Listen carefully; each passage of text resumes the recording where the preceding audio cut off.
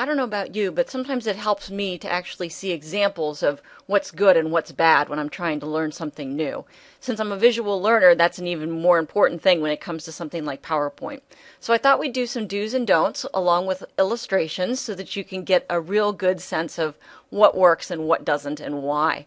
So we're going to start with do things simple, not busy. Sometimes people want to cram everything onto a PowerPoint slide. For example, this person did. They had everything that they could possibly have going on. They have a busy background. They have a visual example. They have text on the page. Basically, what they're trying to say is that you can make the picture on the left into the picture on the right, but it's hard to get that message because you're so busy trying to figure out what's going on. Here's another example of a slide that just has way too much going on. It talks about how people descend into alcoholism and then how they recover. It might actually make a pretty good handout or brochure, but it certainly isn't good for PowerPoint. There's just too much information. It's overwhelming. Your students will fall out of their chairs or start Facebooking just because it's too much information and too small a text besides. Do make your slides easy to read for everyone, including those with visual impairments. Those of us who are able to see colors need to make sure that we are aware that not everybody sees all the colors in the rainbow. So if you get a slide like this one is actually a textbook company slide, which in some ways makes it even worse that this mistake was made. There is red-green color blindness and blue-yellow color blindness. Green-red color blindness is more common. So, for somebody who sees all the colors, the red and the green stand out quite a bit. If, however, you had red-green color blindness, you would see this. Much harder to see with the red in particular from far away. So do be sensitive to people who are not able to see all the colors. Sometimes it's not color that's the problem. For example, with another textbook company slide talking about schizophrenia, the text is in a font that just disappears. It's not too hard to read if you're sitting close to the screen, but if you back away from your screen, you'll see that it's a lot harder to see. So that one's another don't. Don't use fancy or serif fonts. I know that sometimes it can be really exciting when you have a cool new font and you want to use it. The problem is that the fonts actually don't translate onto other computers that don't have that font. In addition, serif fonts are harder to read. So what's a serif font? Well, you'll notice that this particular word where it says serif has little feet on it. So little feet on the S, little feet on the R, the I, and the F. Those are called serifs. And the other words like use, or, fonts, they don't have serifs on them, no little feet. The little feet were added to make text easier to read, and on the written page, on a hard copy, it actually is a little bit easier to read serif fonts. The serifs pull your eyes along. But on the screen, the research shows that they're just distracting and make it harder to read. So you don't want to use serif fonts on the PowerPoint. You want to use sans serif fonts. Again, you also don't want to use fancy fonts like this. It's just hard to read. You want your students and anybody else who's watching your PowerPoints to be able to see everything very, very clearly. Whenever I look at this, I think of this sign that I see near my house, and it's for landscapers or something like that, and they've used a similar font, and you cannot read it. And I think that is so sad that they went, to the effort to do all the work to have these signs printed up. They're nice little signs, and you can't read them. The other thing is, just because it came with PowerPoint doesn't mean it's any good. There are a lot of design templates that come with PowerPoint that can be distracting. Again, you've got these different color lines in the background, and although it's fairly easy to read at the top, the closer you get to the bottom with white text, the harder it's going to be to read because of the lighter background. This is another one that's kind of cool. There are a lot of examples that I can think of where it would be neat to use puzzle pieces as a metaphor, but again, it's just distracting. So white or black backgrounds are easiest to read. Pick something plain, maybe something with a real simple graphic down the side. I particularly prefer white backgrounds because I think that they're easy to read. It's like reading the page.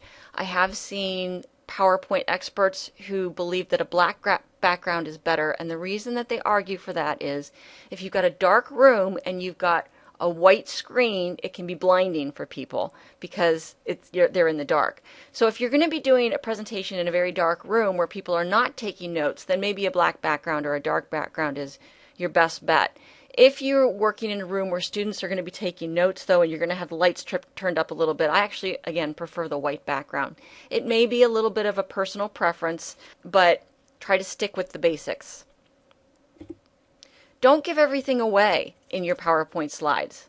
Here's a really good example of somebody who's basically using a teleprompter slide. We've agreed in the past that that's not so good, but you look at this, the University of Chicago Business School was first to require applicants to include a 4-page slide presentation.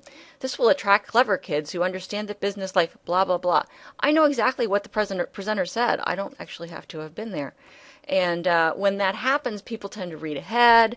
They tend to feel like you're talking down to them because they can read, that kind of a thing. So skip the teleprompter slide. Do think interesting and entertaining for you as well as them. If you get bored, they're going to get bored.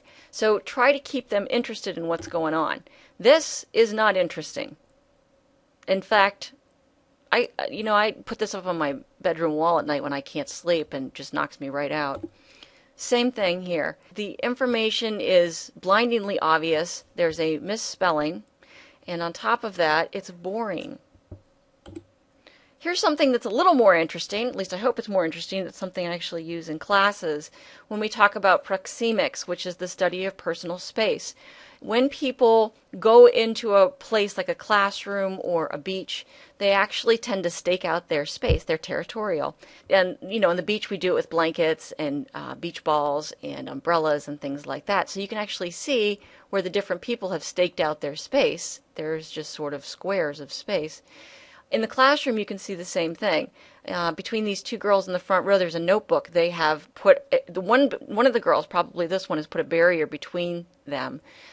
These two people behind them probably know each other pretty well because their stuff is overlapping. It's really fun to talk about this in the classroom because you can look around the room and actually see people doing it. But again, giving somebody an example, something interesting that they can relate to, something for the visual learners can really make a big difference. Don't use boring or pointless clip art. Sometimes call this gratuitous clip art.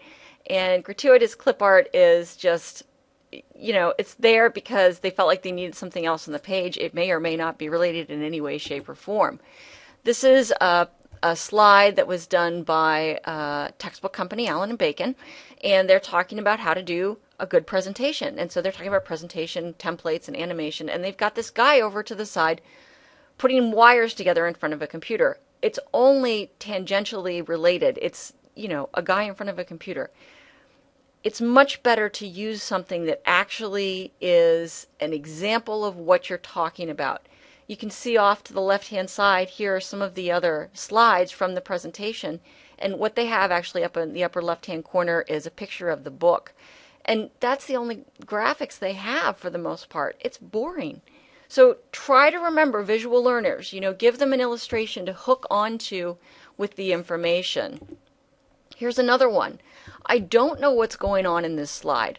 It looks to me like it has something to do with, final arrangements after someone dies. But what on earth is going on the right-hand side in the picture? I mean, is the person standing over the grave looking down? Or are they walking down a tunnel into hell? What's going on? In either case, as someone who is, bereaved, I'm not feeling comforted. So try to be sensitive to what you're putting on the slide and try to use something that really is relevant. So that brings me to, do use relevant, interesting graphics to illustrate, and then don't forget to talk about them. Don't just put them up there. Really pull them into your lecture. So here's one of my slides for schizophrenia. Schizophrenia is a deterioration of functioning marked by severe distortions of thought, perception, speech, mood, and behavior, and we talk quite a bit about what that means. On the right-hand side is a picture that supposedly was painted by someone who was developing schizophrenia. And you can actually see how their perception of the world became more and more intense and more disturbing. So we start out with a nice kitty, and then we have electric kitty, and then we have oh my gosh kitty, and then we have holy crap, I need an exterminator kitty. Students always get a laugh out of that kind of thing. But basically, it starts to help them understand that yes, there are severe distortions in the way they experience the world. The next slide needs a little bit of a warning. It is, I think the next one I have is the picture that has some girls in it. So if it's not that one, it's coming up. Nope, not that one. It's coming up. This one we talk about just different developmental stages, and it's talking about this Freudian idea that we are torn between life instincts and death instincts. I found some beautiful art on a website called deviantart.com, deviant, D-E-V-I-A-N-T, art.com. You do need to be aware that when you go onto it that it's kind of has some adult stuff on it, so, be cautious when looking through it if you decide to look through it. Beautiful art on there, though, so that I can a lot of times find stuff that illustrates concepts really well. Here's another example where the CPU and the RAM go. This is when I teach about a motherboard in a computer for my technology and education class. I like students to be able to see what a motherboard looks like. And then we talk about how the processor, which is this picture here, goes onto the motherboard. Here's a picture of a motherboard without a processor installed, and here's one with a processor installed with a fan on top of it, because you want to keep your processor cool. We also talk about the RAM, and that's on an earlier slide, but we talk about how the RAM gets plugged in to the motherboard. And I also actually take in a physical motherboard and some RAM and some processors so they can see physically and play with the stuff. Don't be afraid to have slides that are primarily visual, but really you need to know what your material consists of. So you really need to be able to talk about stuff because you don't have any prompts other than the pictures on the screen. So here's one of my all-time favorite slides. This is the slide showing at the top the brain of a normal elderly person. You can see that there's some deterioration. The folds are actually deeper than they should be on a younger person's brain. This is the brain of a person with Alzheimer's disease.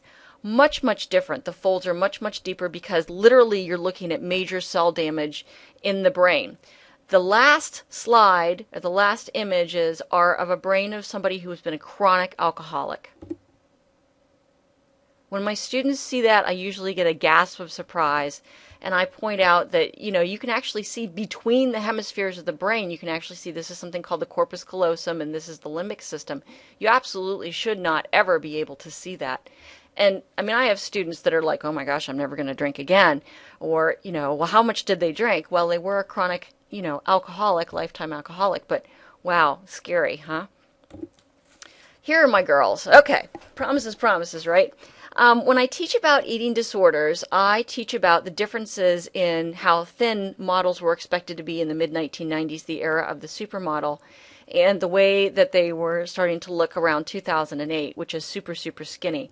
So my image on the left-hand side is of a model named Christy Turlington, who was considered a very beautiful weight and is, obviously a thin, fit woman. On the right-hand side is what the ideal is today, and if this is from a Sports Illustrated swimsuit issue. And if you look at her belly, you can see she's just flat as a board, and she has not got an ounce of fat on her. So the difference between one woman's navel and the other woman's navel is pretty severe, and it kind of shows you the difference in weight. The other thing I always point out to students with the woman on the right-hand side, her name is Marissa Miller, is that she would not have breasts like that if she were really that thin. They're implants. So, it's unrealistic to expect a woman to have a body like that without a little bit of surgery and some amazing genetics and probably some pretty crazy dieting.